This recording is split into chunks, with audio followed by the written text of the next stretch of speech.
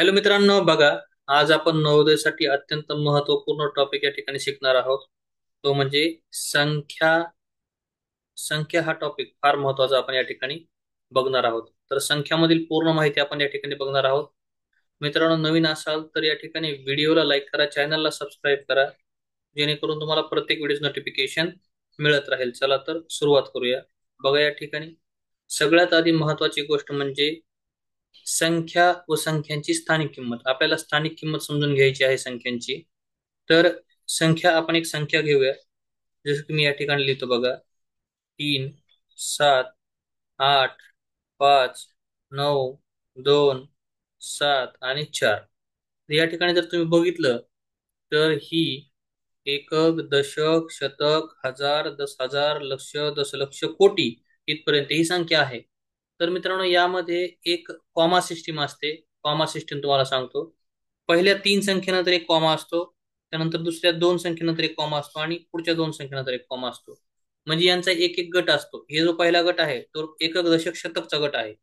हा जो पहिला गट आहे हा तिघांचा, हा आहे एकक, त्यानंतर ही दुसरी दशक आणि ही जी तिसरी आहे ही शतक, यांचा एक गट.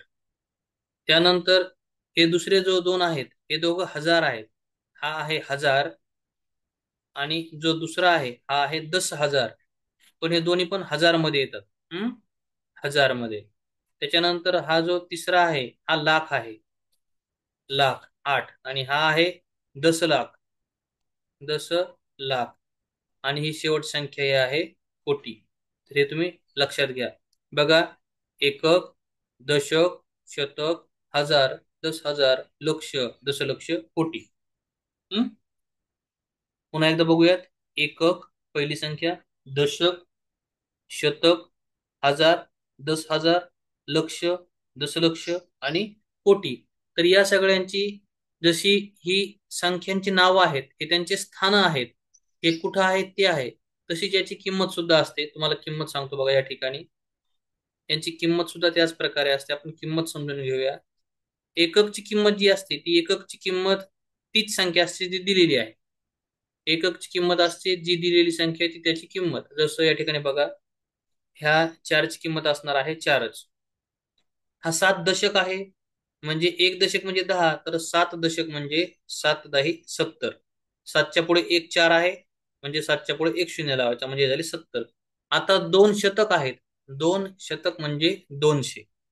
दोन शतक 200. 100 100च्या दोन नोटा घेतल्या तर 200. आता हे हजारच्या ठिकाणी 9 आहे. आपण हजार हजारच्या 9 नोटा जर घेतल्या तर आपल्याला काय मिळणार? 9 गुणिले 1000, 9,000. त्यानंतर हे 5, हे 10,000 आहेत. त्याच्या पुढे बघा, 1 2 3 4 संख्या आहेत. मग आपल्याला पाचच्या पुढे काय करावं लागेल? चार शून्य द्यावे लागतील. 1 2 3 4 म्हणजे काय? एकक, दशक, शतक, हजार, 10,000. म्हणजे हे आहेत 50,000. त्यानंतर हे 8, हे आहेत 8 लाख. 8 लाख. आठच्या पुढे पाच शून्य. 1 2 3 4 आणि 5. हे आहेत 70 लाख. मग इथे किती? तर सातच्या पुढे सहा शून्य. 1 2 3 4 5 6. बघा: एकक, दशक, शतक, हजार, 10,000, लक्ष, दशलक्ष आणि शेवटचे आहे ते 3 कोटी. मग तीनच्या पुढे किती? सात शून्य. 3. 1 2 3 4 5 6 7. त्याला म्हणूया आपण एकक, दशक, शतक, हजार, 10,000, लक्ष, दशलक्ष, कोटी. म्हणजे हे 3 कोटी. तर प्रत्येक संख्येची अशा पद्धतीने किंमत असते. ती किंमत आपल्याला समजून घ्यायची असते. तर या ठिकाणी आपण ती किंमती समजून घेतल्यात. यावर आधारित काही प्रश्न आहेत ते आपण या ठिकाणी समजून घेऊया. पहिला प्रश्न बघा. पहिला प्रश्न आहे: 8ची स्थानिक किंमत किती? स्थानिक किंमत म्हणजे तो कुठं आहे? एकक, दशक, शतक, हजार. मग त्याची किंमत असेल 8,000. किती किंमत असेल? 8,000. जशी स्थानिक किंमत असते तशी दर्शनी किंमत असते. काय असते? दर्शनी किंमत. दर्शनी किंमत म्हणजे अगदी सोपं, जे दिसतंय ते. आपल्याला 8 दिसतोय ना, तर 8ची दर्शनी किंमत काय असणार आहे? 8च असणार आहे. दर्शनी म्हणजे दिसणारी किंमत. 8ची किंमत 8च. स्थानिक किंमत म्हणजे तो कुठं राहतो, तो किती घरं सोडून राहतो? 1 2 3 4, म्हणजे चौथ्या घरी राहतो. मग तो 8 लिहायचा आणि 8च्या मागचे जेवढे घरं होते तेवढे तिथे शून्य द्यायचे. 1 2 3 म्हणजे 8,000. समजलं? मला सांगा बरं आता, मग ह्या 7ची किंमत काय असेल? स्थानिक किंमत.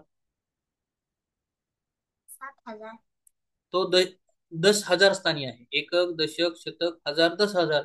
मग 7च्या पुढे 4 शून्य म्हणजे तो 70,000 असणार आहे. किती हजार? 70,000. एकक, दशक, शतक, हजार, 10,000. 70,000. इकडे इकडे जाणं वेगळी किंमत असणार. आज जर आपण 6 घेतला हा, तर 6ची स्थानिक किंमत काय असेल? एकक, दशक. 6 दशक म्हणजे किती? 60. बरोबर. अशा पद्धतीने ते असते. आता बघा, पुढचा प्रश्न असा दिला आपल्याला की दिलेल्या संख्येतील, ही संख्या दिलेली आहे, 8च्या स्थानिक किमतीमधील फरक किती? मग जो पहिला 8 आहे तो 8च आहे, कारण तो एकक स्थानी आहे. आणि हा दुसरा जो आहे, एकक, दशक, शतक, हजार, 10,000, लक्ष, हा लक्षच्या ठिकाणी आहे. म्हणजे आपल्याला त्याच्या पुढे 5 शून्य द्यायला पाहिजेत. 1, 2, 3, 4, 5. आणि मग हा 8.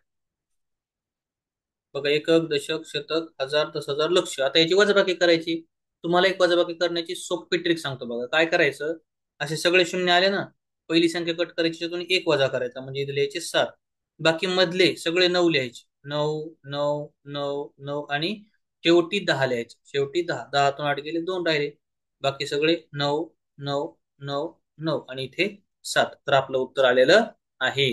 या संख्येतून आपण ही संख्या वजा केलेली आहे. जर तुम्हाला असाच प्रश्न विचारला, 7च्या स्थानिक किमतीतील फरक सांगा, तर तुम्हाला काय करावं लागेल बघा. या ठिकाणी एकक, दशक, शतक, हजार, 10,000, लक्ष आणि दशलक्ष म्हणजे 70 लाख.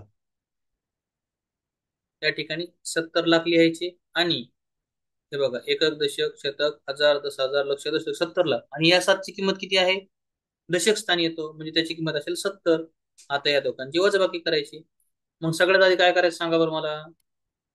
7 ला कट करून इथे 6 लिहायचे. बाकी सगळे 9. 1, 2, 3, 4.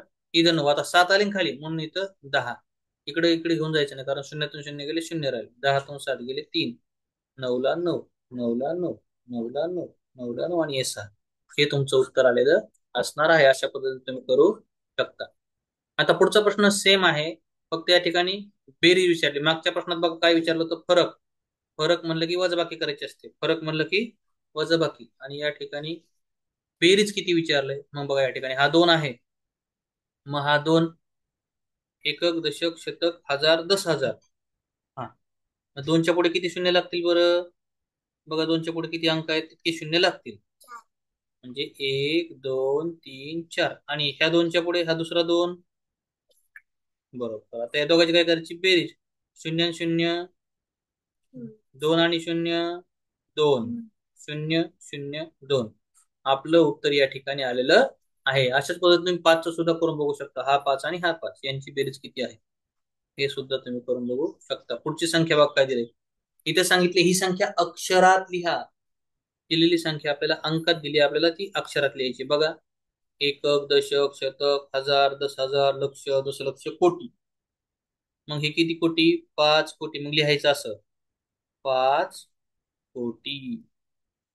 त्याच्यानंतर हे दोघांचा एक गट आहे लाखचा, मग 28 लाख. 28 लाख. त्याच्यानंतर पुढे आहे 45,000. 45,000. आणि पुढे आहेत 607. 600 आणि हे 7. तर आपलं उत्तर या ठिकाणी आलेलं आहे. हे सोपं होतं, असं आपण करू शकतो. पुढचा प्रश्न आहे बघा मित्रांनो. हा प्रश्न असा दिलाय की हा तुम्हाला अंकात लिहायचा आहे. अंकात लिहिताना चूक होऊ नये म्हणून एकदम सोपी गोष्ट सांगतो, कधीच तुमचं उत्तर चुकणार नाही. या ठिकाणी असं लिहून घ्या, एकक, दशक, शतक, हजार, 10,000, लक्ष, दशलक्ष आणि कोटी. काय म्हटले प्रश्नामध्ये? 7 कोटी. मग 7 कोटी कोटीच्या मध्ये लिहून टाका. 12 लाख, हे लाखामध्ये 12 लाख. लक्ष, दशलक्ष इथं नाही. हे बघा, लक्ष आणि दशलक्ष इथं आहे. इथं लिहायचं. हे बघा, 12 लाख. पुन्हा 2,000 म्हटले. मग 10,000 मध्ये काय आहे का? 10,000 मध्ये काही दिलेलं नाही. मग 2,000 इथे. त्यानंतर 23 इकडे दिले.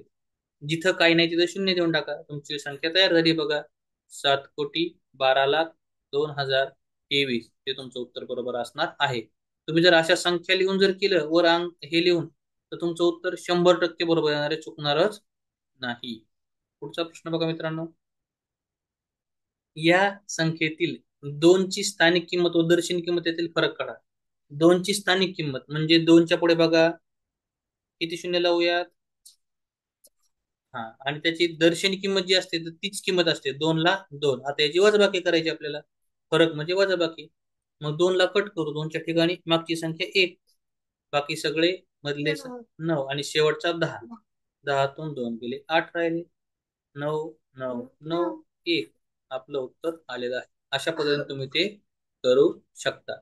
यानंतर पुढचा प्रश्न आहे, 5ची स्थानिक किंमत सांगा. स्थानिक किंमत किती? 5 एकक, दशक, शतक, हजार, 10,000 म्हणजे 50,000. अशा पद्धतीने त्याच्या पुढे जितके अंक आहेत तितके शून्य लावून ती किंमत आलेली असणार आहे. तर मित्रांनो, या ठिकाणी तुम्ही हा व्हिडिओ बघितला त्याबद्दल तुमचे मनपूर्वक आभार, धन्यवाद. मित्रांनो, व्हिडिओला लाईक करा, चॅनलला सबस्क्राईब करा. अशाच प्रकारचे व्हिडिओ तुमच्यासाठी आम्ही नेहमी घेऊन येत जाऊ. तर भेटूयात पुढच्या व्हिडिओमध्ये. धन्यवाद.